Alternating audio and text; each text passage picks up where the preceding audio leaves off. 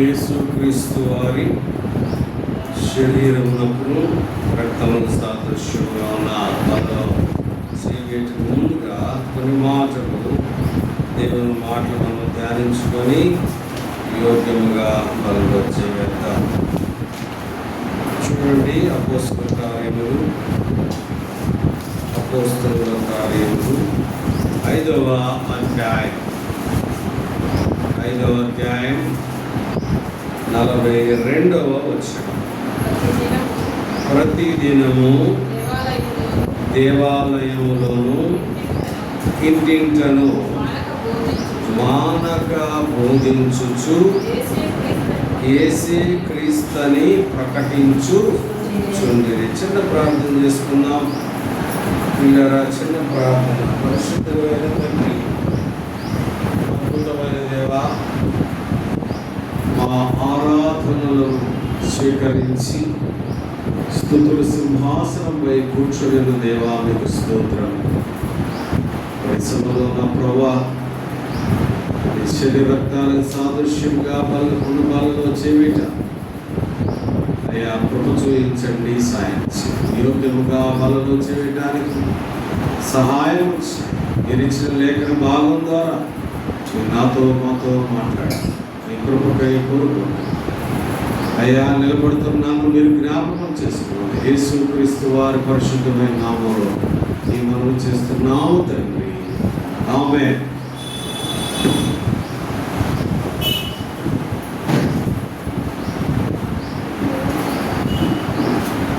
గత దినాల్లో క్రైస్తవుడిగా మనం అర్హత పొందాలంటే మనం ఏ విధమైన ప్రవర్తన కలిగి ఉండాలో మనము ధ్యానించుకుంటూ ఉన్నాం. ఎటువంటి ప్రవర్తన మనం కలిగి ఉండాలి, ఏ విధముగా దేవుని పాదాల దగ్గర అలాగనే ఈ సమాజంలో క్రీస్తు స్వరూపంలోకి మార్చబడిన వారుగా ఏ విధంగా మనము ప్రత్యక్షపరచుకోవాలన్న విషయాన్ని మనం ధ్యానిస్తూ ఉన్నాం. దానిలో భాగంగా మొదటగా నువ్వు క్రైస్తవుడు అంటే నీకు మారు మనసు కావాలి. మారు మనసు, నీ మనసు మారాలి, నీ ఆలోచన మారాలి, నీ జీవితం మారాలి, నీ ప్రవర్తన మారాలి. నీ ప్రవర్తన మారాలి.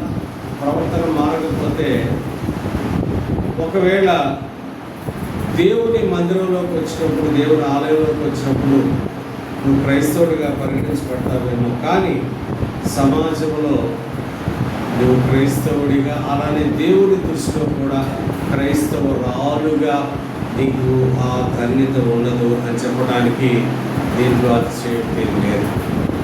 కాబట్టి మారు మనసు ఉందా, అది మొదటి అర్హత. రెండవది, మరి పోయిన ప్రభు దినం రోజు మనం ధ్యానించుకున్నాం. రెండవది అంటే సాక్షులముగా ఉండాలి. యాకోబు గ్రంథం 2వ అధ్యాయం 17వ వచనంలో క్రియలు లేని విశ్వాసము వృధా. క్రైస్తవుడే, but you must project yourself that the characteristics of Christ in our lives. మన జీవితాల్లో నా ప్రియమైన దేవుని బిడ్డారా, దేవుణ్ణి మనం ప్రత్యక్షపరచబడాలి మన క్రియల ద్వారా. దేవుడు లోకమును ఎంతో ప్రేమించారు, మరి ఆయన బిడ్డగా నీవు నేను లోకాన్ని ప్రేమిస్తున్నాను. లోకము అంటే ఈ యొక్క బిల్డింగ్స్ లేకపోతే ఈ పర్వతాలు ఇవి కాదు. లోకములో ఉన్న మనుష్యుడు, మనుషులు ప్రేమిస్తున్నామా లేదు. అలానే జాలి, ఆయనలో ఉన్న గొప్ప లక్షణం, ఆయనలో ఉన్న విధేయత మనకుందా, ఆయనలో ఉన్న కనికరం మనకుందా, అవన్నీ కూడా మన జీవితాల ద్వారా నా ప్రేమ దేవుని ద్వారా మరి చూయించడం ద్వారా క్రియలు కలిగిన క్రైస్తవులుగా మనకి అర్హత వస్తుంది. మూడవది, ఈరోజు మనం చదువుకున్న వాక్య భాగాన్ని చూస్తే ఏమంటా ఉన్నాడు చూడండి ఒకసారి. ప్రతిదినము దేవాలయములోను ఐటింటను మానక బోధించుచు. క్రైస్తవుడికి ఉండవలసిన ఇంకొక లక్షణం అర్హత ఏంటంటే ప్రభువుని ప్రకటించే క్రైస్తవుడుగా ఉండాలి. ప్రభువుని ప్రచురము చేసే క్రైస్తవుడుగా ఉండాలి. కొరింథీయులకు రాసిన మొదటి పత్రిక 11వ అధ్యాయం.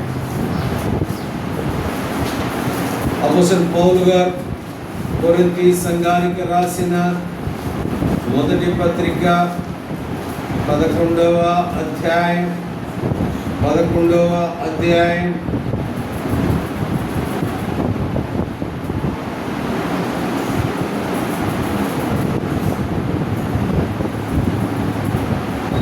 కాబట్టి 28, 29, 30 చదువుతాం.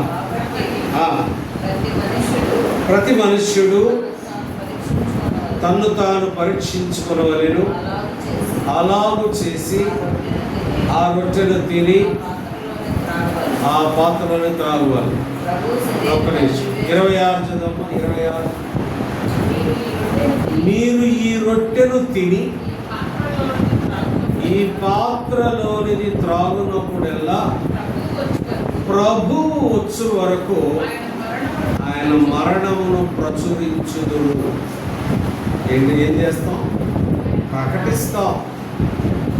ఆయన ఎందుకు వచ్చారు, ఆయన ఎందుకు మరణించారు, ఆ మరణంలో ఉన్న ఆత్మీయ మరణం ఏంటి, దానివల్ల నీవు నేను పొందింది ఏంటి, అది ప్రకటిస్తే వారు పొందింది ఏంటి, అదే సువార్త. కాబట్టి ప్రభు బిడ్డలముగా, ప్రభు రక్తంలో కడగబడిన బిడ్డలముగా, ప్రభువు చేత ప్రత్యేకించబడిన జనాంగంగా ఉన్న మనము చేయవలసిన పని ఏంటంటే ప్రభువుని ప్రకటించే వారముగా ఉండాలి. అయ్యా నాకు కుదరదు, ప్రకటించడానికి నాకు కుదరదు, నేను బయటికి వెళ్ళలేను, నేను చెప్పలేను, నాకు ఎన్నో పనులు ఉన్నాయి, నాకు నేను ఎప్పుడూ కూడా ఏదో పనిలో నేను నిమగ్నమై ఉన్నాను, నేను ప్రకటించలేదు అని అంటే దేవుడు చెప్తున్న మాట ఏంటంటే నీ జీవితమే సువార్త కావాలి. ఫిలిప్పీయులకు రాసిన పత్రిక 2వ అధ్యాయం 5వ వచనంలో ఏం చెప్తున్నాడంటే క్రీస్తు యేసునకు కలిగిన ఈ మనస్సును మీలో కలిగి ఉన్నాడు. క్రీస్తు యేసునకు కలిగిన ఈ మనస్సు అంటే ఇప్పుడు ఒక చిన్న ఉదాహరణ చూసుకుంటే ఒక వ్యక్తి తన సంతానం తనలాగా ఉండాలని కోరుకోవటంలో తప్పేం లేదుగా.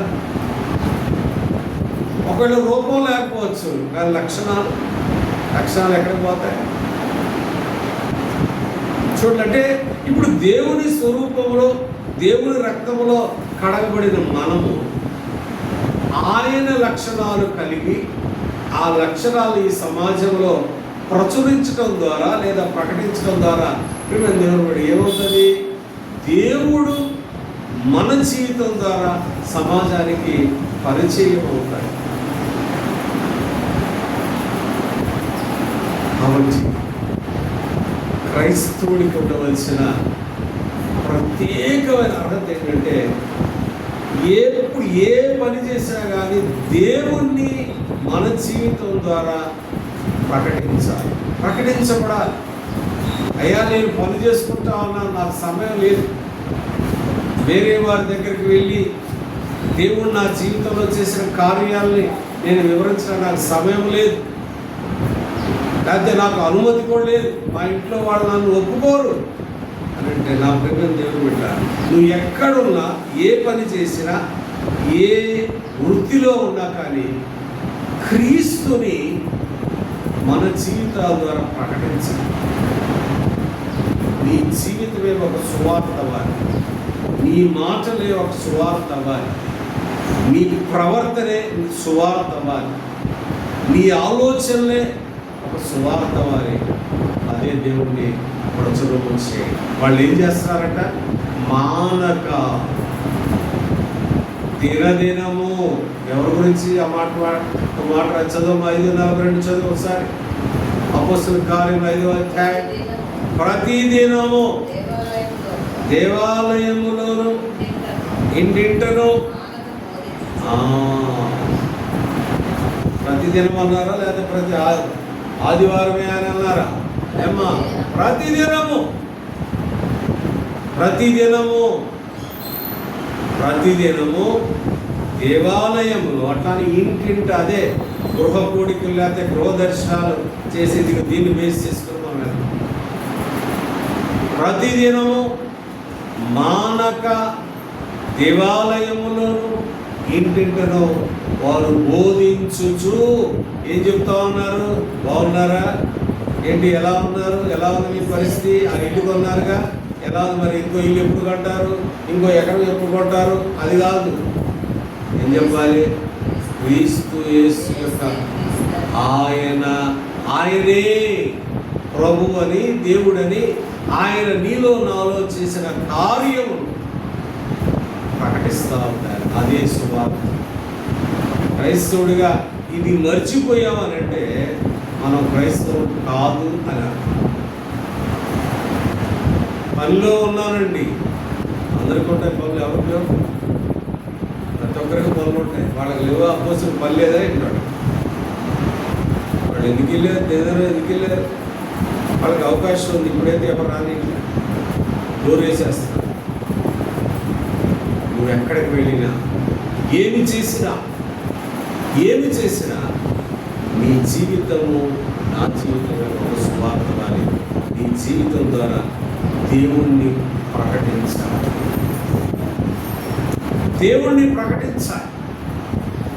దేవుణ్ణి మహిమపరచాలి. ఇంకా మనం చూసాము. చూడు, కొరింథీయులకు రాసిన 10వ అధ్యాయం 31వ వచనం చూస్తే, మీరు త్రాగినను పానము చేసినను ఏది చేసినను ఆయనకు మహిమ కొరకే చెయ్యాలి. చదువు సార్. కాబట్టి మీరు భోజనము చేసినను పానము చేసినను మీరేమి చేసినను సమస్తమును దేవుని మహిమ కొరకు చేయండి. ఏం చేయాలి? ఎలా మనం మహిమపరుస్తాం? మన జీవితమే ఆయన మహిమపరచాలి. మన ప్రవర్తనే. వేరే ఏం లేదు పిల్లలు. వేరే పెద్ద మనం చేయాల్సిన అవసరం లేదు. నువ్వు మాట్లాడేటప్పుడు మాట కోపం ఉందనుకో, ఏంటి క్రైస్తవులను ఎప్పుడు కోపడతా ఉండదండి, మేము క్రైస్తవురాలేనా అని డౌట్ వచ్చేస్తుంది. దాని ద్వారా ఎవరికి అవమానం? పరిశుద్ధమైన నిర్దోషమైన నిష్కలంకమైన రక్తాన్ని చిందించిన దేవునికి అవమానం. అది గొప్పతనం కాదు. నేను కోపడితే అందరూ కామ్గా ఉంటారని ఒకవేళ ఏమైనా అతిశయపడుతున్నావేమో, అది గొప్పతనం కాదు. నువ్వు దేవుడిని మహిమపరచడానికి బదులుగా దేవుడిని అవమానిస్తున్నావు. నువ్వు క్రైస్తవురాలుగా అర్హత లేదు. దేవుడు వాక్యం చెప్తాను, నేనుగా చెప్తాను. నువ్వు క్రైస్తవుడు అయితే, నువ్వు క్రైస్తవురాలు అయితే, నువ్వు ఏమి చేసినా ఆయన మహిమ తెచ్చేదానిగా ఉంటావు. ఆయనకి మహిమ తెచ్చేవాడిగా ఉంటావు. అంతేగాని కోపడి అబద్ధాలు ఆడి లేకపోతే ఇంకోటి చేసి మరలానేమో నేను క్రైస్తవుడు అని చెప్పుకున్నావు అనుకో, ఆయన మోసం చేస్తున్నావు, నిన్ను నీవు మోసం చేసుకున్నావు, అట్లాంటి సమాజాన్ని కూడా మోసం చేస్తావు. అందుకని ఆయన ఏమన్నాడంటే వేషధారులారా అని అన్నాడు. వేషధారులుగా ఉండకూడదు. కాబట్టి ఆయన ఇచ్చిన వాక్యాన్ని మనం జ్ఞాపకం చేసుకొని ప్రియమైన దేవుని బిడ్డలారా, ఇంకోటి చూస్తాం. మత్తయి శుభవార్త 28వ అధ్యాయం 19వ వచనం. మత్తయి శుభవార్త 28వ అధ్యాయం 19వ వచనం. కాబట్టి మీరు వెళ్ళి సమస్త జనులను శిష్యులుగా చేయుడి. తండ్రి యొక్కయు కుమారుని యొక్కయు పరిశుద్ధాత్మ యొక్కయు నామములో వారికి బాప్తిస్మమిచ్చుడి. బాప్తిస్మ క్రమం చెప్తా ఉన్నాడు ఇక్కడ. బాప్తిస్మ క్రమం ఇది కదా. ఎవరి నామంలో వేయాలి? తండ్రి యొక్కయు కుమారుని యొక్కయు పరిశుద్ధాత్మ యొక్కయు ఆయన నామంలో మనం బాప్తిసం పొందాలి. దేవుని పెట్టారు. ఏం చేయాలంట? అంతకంటే ముందుగా ఏం చేయాలంట? శిష్యులుగా చేయాలంట. శిష్యులుగా చేయాలంటే ముందు మనం శిష్యులుగా ఉన్నామని చూస్తాం. మనము శిష్యులుగా ఉంటే మన ప్రవర్తన ప్రభువుని ప్రత్యక్షపరుస్తూ ఉంటే సమాజంలో మనం ఏదైనా ఎవరికైనా చెప్పినా కానీ వాళ్ళు ఏమంటారు? మన మాట వింటారు. వీళ్ళంతా చెప్తారు కానీ ఏమీ చేయరండి అని అన్నారు అనుకోండి. ఎట్లా? చూడండి, ప్రభువును ప్రకటించాలంటే మనకు ఆ యోగ్యత ఉండాలి. యోగ్యత ఉండాలి. నీ మాటలు, నీ ప్రవర్తన, నీ అలంకారం, నీ డ్రెస్సు, ఇవన్నీ కూడా మ్యాటర్సే. All costumes are matters for Christian life. Matter, it's a matter, big matter. నువ్వు ఎట్లా పడితే అట్లా డ్రెస్ చేసుకుంటే నీ మాట ఎవరు విన్నా కానీ మిగిలినట్టుగా నటిస్తారు. ఎందుకంటే ఆ డ్రెస్ ఏంటి, ఆ జల్ ఏంటి? దానికి ఒక అన్న చెప్తా ఉన్నాడు, హైటెక్ సిటీలో ఆయన పనిచేస్తాడు అన్న. ఒక తల్లి కూతురు వెళ్తా ఉన్నారట. వాళ్ళిద్దరి మధ్య తల్లి ఎవరో కూతురు ఎవరో కూడా తెలియట్లేదు. అంత భయంకరమైన డ్రెస్సు, అలానే విరబూసుకొని ఉన్నారట. ఏమంటుంది? హెయిర్ పోనీటైల్ కాదు కానీ, పోనీటైల్ కాదు, వదిలేసారు. వదిలేస్తా ఉంటే ఆయన మాట అన్నాడు కానీ నేను అన్నా మాట. కాబట్టి అంత భయంకరంగా ఉన్న పరిస్థితి. గారు చెప్పరాజు మెలిసేది కాదు. అంటే ఎలా ఉన్నారంటే అలాంటి అలంకారాన్ని బట్టి ఒకవేళ మనం ఏదన్నా సువార్త చెప్పామనుకోండి, ఎవరైనా వింటారా? ఒకసారి ఆలోచించి, ఎవరైనా వింటారా? మీ సంగతి చూసుకోవాలి. పెద్దోళ్ళు కాబట్టి ఒకవేళ ఆ మాట అనకపోవచ్చు. మనం పెద్దోళ్ళు కాబట్టి కదా, మనం ముందు అనకపోయినా బయట వేరే వాళ్ళతో ఉన్నప్పుడు ఏమంటారు? ఈ అన్న చెప్తాడు కానీ ఈ అన్న చేసేదాన్ని వేషాలు ఎక్కువ. ఆ పదమే అనేది ఎక్కువగా క్రైస్తవుల్లో ఎక్కువగా దుష్కారం లేక తిరస్కార భావం తొందరగా వస్తుంది. ఈ వేషాలు ఎక్కువ, ఏమీ చేయలేదు. ఇంకా అక్క చూసేవాడు మనం చెప్పలేము. ఎప్పుడు చూసినా కానీ అవి ఏదో డిఫరెంట్ స్టైల్స్ ఏంటి పద్ధతి. అంటే నేను ఎందుకు చెప్తున్నానంటే క్రమం ఉంది క్రైస్తవం, ఒక క్రమం ఉంది. పౌరు గారు చెప్తా ఉన్నాడు, నువ్వు అలంకారం చేసుకో కానీ లిమిట్.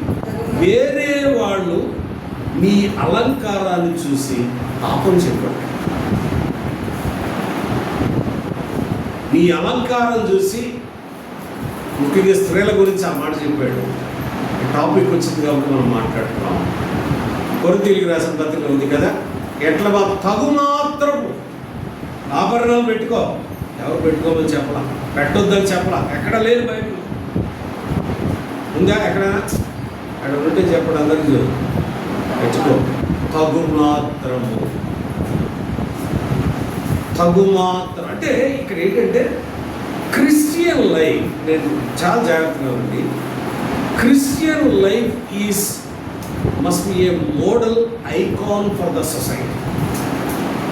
కొంతమంది చర్చికి వచ్చినప్పుడు చాలా బాగుంటారు, బయటికి వెళ్ళినప్పుడు చూస్తే వాళ్ళని మనం భరించలేము. చాలా భయంకరం. చర్చికి వచ్చి అబ్బా ఎంత భక్తురాలు రా బాబు అన్నారు. కానీ వేరే ఫంక్షన్స్ దగ్గర వెళ్ళి, నాకు తెలిసిన 3 సహోదరులు ఉన్నారు. అసలు నిజంగా చర్చికి వచ్చినప్పుడు ఎలా ఉంటారంటే అబ్బా నిజంగా క్రీస్తు బిడ్డలు బాబు అనిపిస్తారు. ఎవరు వీళ్ళు? క్రీస్తు బిడ్డరా, క్రీస్తురా, క్రీస్తు కనిపిస్తున్నాడు రా అనిపిస్తారు. బయటికి చూడాల స్వరూప, ఫంక్షన్కి వెళ్ళినప్పుడు చూడాలి చెప్పలేదు. నేను చూసా కాబట్టి చెప్తున్నాను. ఎందుకంటే ఆ మందిరంలో నేను ఒక 6 నెలలు సేవకుడిగా పనిచేశాను. 6 నెలలు చేసే సేవకుడు చూస్తే వాళ్ళు వేసుకునే దాన్ని ఏమంటారు ఆర్నమెంట్స్ కానీ, తర్వాత డిఫరెంట్ హెయిర్ స్టైల్స్ కానీ, అసలు చర్చికి వచ్చాడు చిరిగించారు వేసుకొని వచ్చేవాడు. ఎంత హంబుల్నెస్ అంటే అబ్బా, ఏమైనా చూసి నేర్చుకోవాలి బాబు అనిపిస్తుంది. దేవుడు చెప్పలా చిరిగించారు వేసుకున్నా అని చెప్పలా, అది ఎక్కడ లేదాడ. నువ్వు ఫలించు, అభివృద్ధి చెందు, విస్తరించు అని అన్నాడు దేవుడు. ఫలించాలి, ఉన్న వాటిలో బెస్ట్ చేసుకుని రావాలి, చర్చకి ఉన్న వాటిలో ది బెస్ట్ చేసుకుని రావాలి. అంతేగాని ఆ బెస్ట్లో కూడా దేవుడికి మహిమ రావాలని చూస్తాం. అంతేగాని అమ్మో చర్చి కదా లీస్ట్ బాధలు వేసుకుందాం. అలానే నీ అలంకారం కూడా ఎలా ఉండాలి? It must glorify the God. నీ అలంకారంతో దేవునికి మహిమ రావాలి.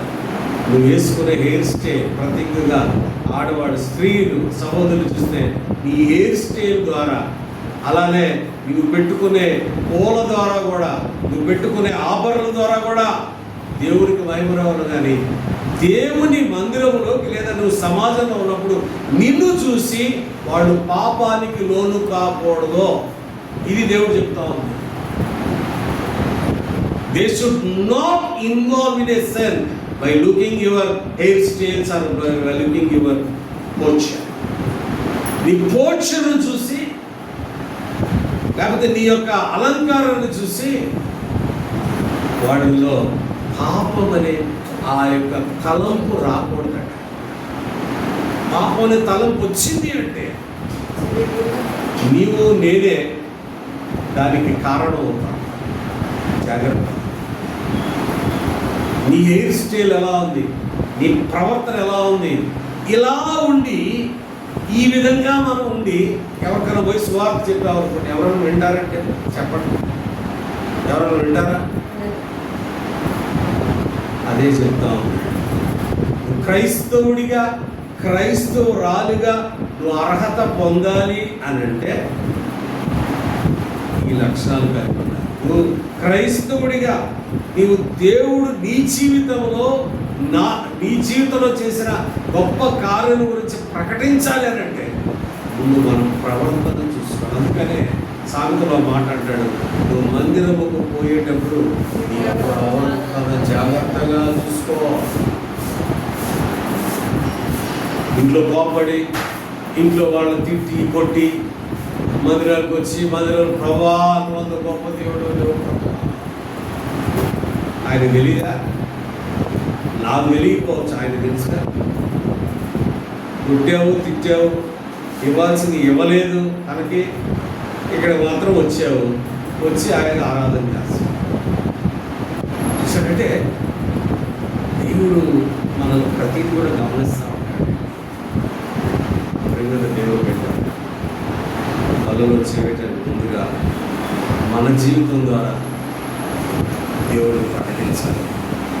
ఎక్కడైనా తప్పిపోతే దేవుడు అడుగుతాడు, తప్పిపోయాడయ్యా, నా అలంకారం ద్వారా తప్పిపోయాడయ్యా, నా నడక ద్వారా తప్పిపోయాడయ్యా, నా మాటల ద్వారా తప్పిపోయాడయ్యా, నిన్ను ప్రకటించాలని ఆశ ఉంది. కానీ నేను ఎంతోమందికి నిన్ను ప్రకటిస్తాను, నీ గురించి ప్రకటిస్తాను, కానీ వారు నీకు ఆకర్షితులు అవ్వకపోవటారు. ఒకవేళ నా లోపమేనేమో ప్రభు,